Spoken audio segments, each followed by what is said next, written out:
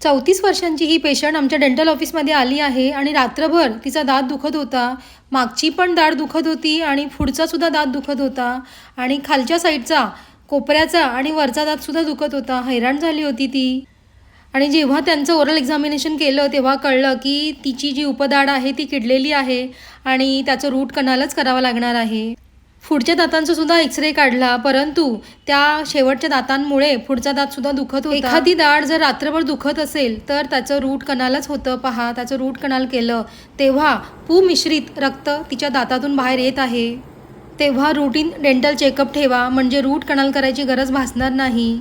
वेळीच दातांमध्ये काही इन्फेक्शन असेल, अन्न अडकत असेल तर डॉक्टरांना दाखवा, म्हणजे तुम्हाला तिथे कमी पैशामध्ये फिलिंग केलं जाईल.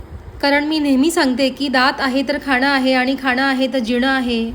तेव्हा तुमच्या दातांची काळजी फक्त तुम्ही आणि तुम्हीच घेऊ शकता.